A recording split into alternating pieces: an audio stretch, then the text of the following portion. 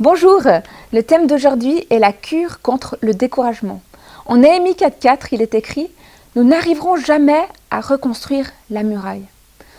Après la fatigue physique et mentale, puis la frustration devant l'ampleur de la tâche, bien souvent, le sentiment d'échec.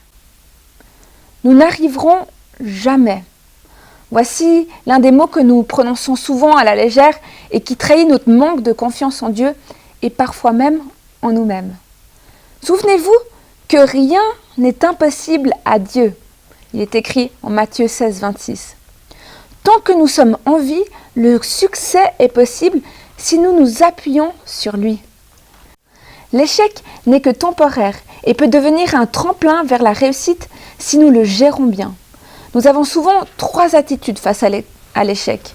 Soit nous blâmons notre manque d'aptitude ou de persévérance, soit nous blâmons les autres en trouvant des excuses pour nous disculper, ou soit nous refusons de blâmer qui que ce soit et rebondissons sur nos pieds.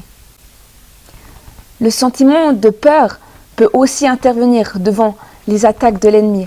En Néhémie 4.2, il est écrit « Ils se liguèrent tous ensemble pour venir attaquer Jérusalem ». Ce verset nous montre que bien des gens autour de Jérusalem ne voulaient pas voir les murailles rebâties. Remarquez qu'ils ne firent que proférer des menaces. Il n'y avait alors aucune attaque directe, seulement des mots.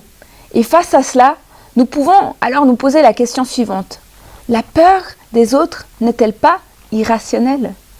Notre imagination l'emporte souvent sur la logique et surtout lorsque nous fréquentons des gens négatifs ou des gens à l'esprit critique ou dominateur. Au temps de la reconstruction de la muraille, les Juifs qui habitaient de près l'ennemi ne cessaient de nous répéter qu'il viendrait de toutes les directions pour attaquer. Ne vous laissez donc pas influencer par le manque de foi de vos frères ou de vos sœurs en Christ. Vous avez besoin d'écouter ceux qui veulent vous encourager dans votre mission, pas ceux qui ne voient que les obstacles et qui vous convaincront de les fuir. Rick Warren a écrit « Dans la vie, vous ne pouvez bouger que dans trois directions. Premièrement, contre un obstacle mu par la colère.